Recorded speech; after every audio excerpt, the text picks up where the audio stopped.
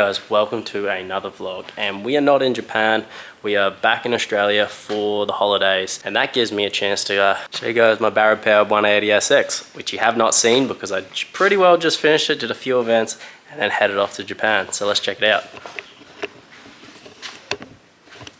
Hey, what are you doing, bud? Oh yeah, this is my dog Snickers. Oh, he's a good boy. Come and show everyone the car, yeah? And show everyone the car? Right, so a little bit of backstory with this car.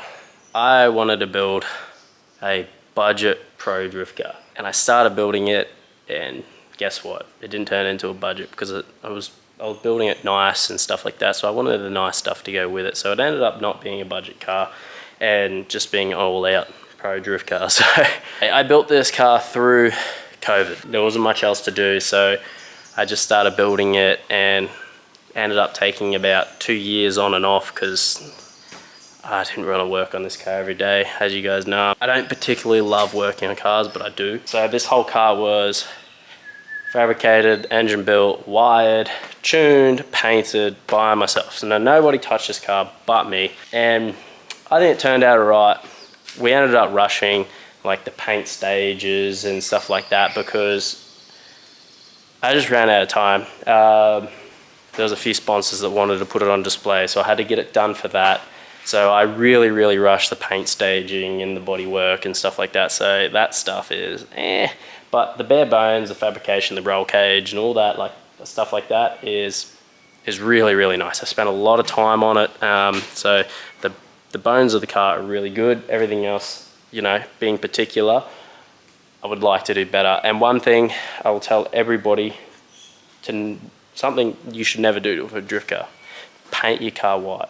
It is possibly the dumbest mistake I've ever made, ever. Every little mark shows up, every little bit of rubber, so don't do that. I painted this car inside, outside, underneath, everywhere white.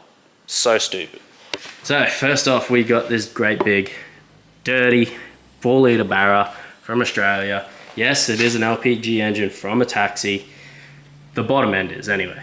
The bottom end, I rebuilt. I made it really precise in there. I measured the compression ratio. It's 10.3 to 1.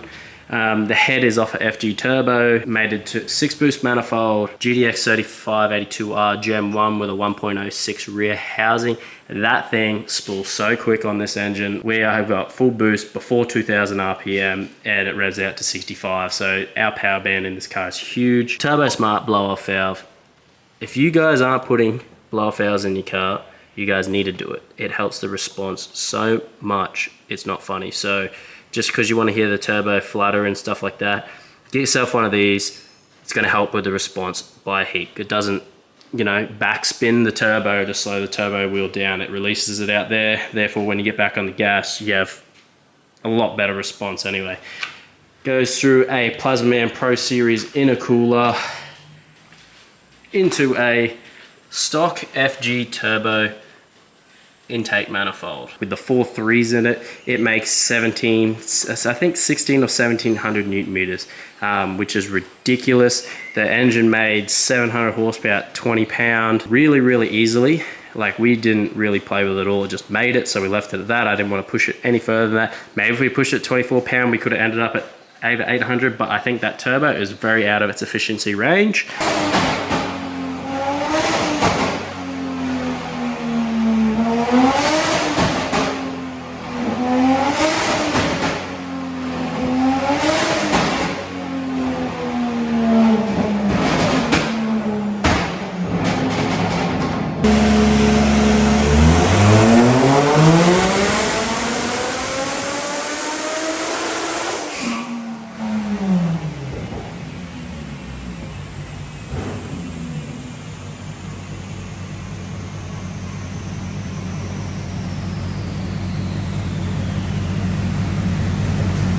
So next would be probably a bigger turbo, maybe a built bottom end. Anyway, let's keep going.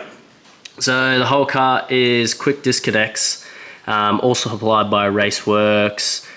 I wired the car completely myself. Raceworks fuel rail, Raceworks fittings. It's a rear mount radiator, Asher power steering. All right, moving on. So I've gutted all these doors. It's got a Lexan window there, just mostly for traveling. If I get to an event in Australia, I'll pull these out because it's way too hot here. So gutted out. NASCAR door bars. There's some nice floor plates I made. Zeus steering wheel. Here's the really nice Raceworks harnesses. I run these in the car in Japan and here. I love them. So Haltech IC7, Willwood pedal box, Speed Tech handbrake, and we have a Nexus R5.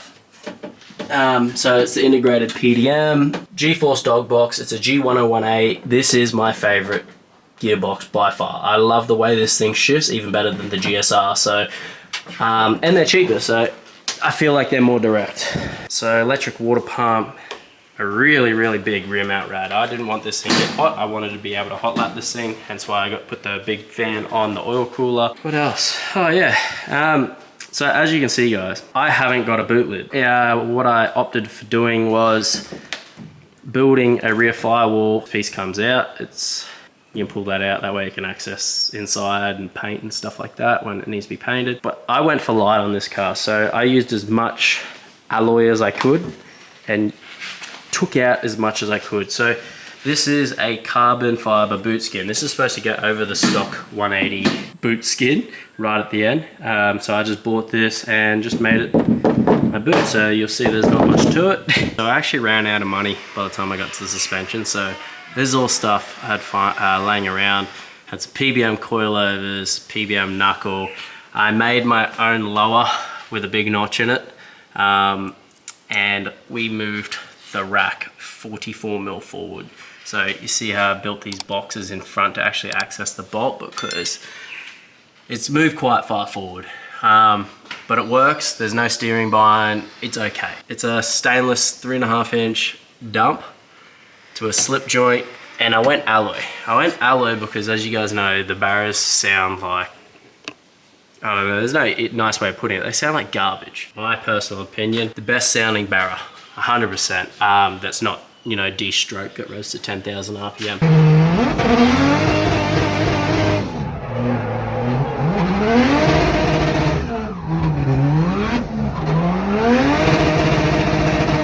Quick time, bell housing to the G-Force. Made it to a 32 GDR diff. This works okay, but yes, I will change to a Winters in the future sometime. That future is unknown. Instead of having bent pieces and cutting them like a lot of people do on their rear mount water pipes, what I did was actually bend everything to the body line, so it sat really nicely and flush, and it's all one piece. It's also really thick wall tubing, so it's going to take a lot to pop it. So one thing I kept in mind when I was building this car was everything has to come apart really quickly. You know, in competition, you may have to pull something off real quick to get to something, to access a coilover or whatever it is. Even for every time you come home and stripping the car down to clean it, having to undo bolts, oh, that's just too much work. So covered in quarter turns, holding on every single panel except the doors. And I can strip the body kit in this car in about 5 minutes. All right, I won't pull apart the side skirts because there's nothing under there to see. But as you can see, the guard comes off really easy without ever having to pull the side skirt off. The side skirt can stay on this car. The reason being, well, if I just want to pull the guard off to have a look at something under here and access this, I can really easy. But all you do is slice your fenders right there and make a new bracket for it, and then they come off really easy. Anyway, here's the rear end, so it's all closed in. In the wheel arches, it's closed in all up here. As you can see, I did not clean this car last time I drove it. I just cleaned the outside. Anyway, but here, have a look at the rear end. So there's supposed to be a crash bar here, but I blew that out. Everything non-structural, I built out of alloy. Even the fuel tank straps. So this car, the idea of it was to be as light as it possibly could be. This car ended up at 1,060 kilos with fuel in it, oil, everything like that. So alloy bash bar. Look, spent a lot of time building this thing, getting it right, getting it perfect. As much alloy. So all this front comes off and the engine can just slide straight out. Comes apart really easy, a few bolts. This car's made to be pulled apart really quickly. These are those quarter turn things I was talking about. So you can buy these plates. A lot of speedway places sell them. You buy the plates, you buy these, the springs, and then you buy, and they're in my pocket. You buy these all separately. They're fairly cheap. Oh. So yeah, this whole corner is really sad from the crash, and it's actually probably done a bit more damage than I thought. I actually hit a big tire barrier. And you guys are probably like, oh, you know, so much track and you hit the tire barrier. It was on the clip zone, and when you're going as fast as this car was hooked up, I couldn't lift. Had the wrong ratio, so we had it hooked through the teeth.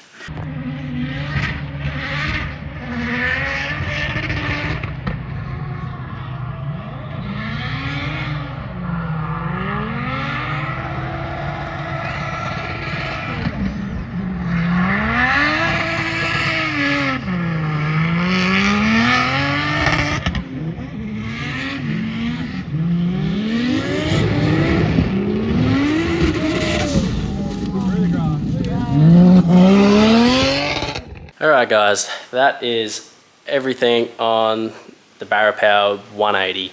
I'm pretty happy the way this car turned out. Obviously I want to paint it a different color. I hate the white. I will eventually do that. I'll change the interior, underside and the exterior of this car because I hate the white. We got to get a winters in this car. The diff ratio is too short for this, the RPM the engine makes and stuff like that. We need more like a 3.6 or a 3.9. The car is really hard to drive on a 4.3 because we have to grip this thing through the teeth to get it around a bigger track. On smaller tracks it'll be fine. Way too snappy, it just blows the tires off. Maybe with the right suspension set up in the rear and front and a better lock kit and, you know, progressive tow and better coilovers, it's just all money.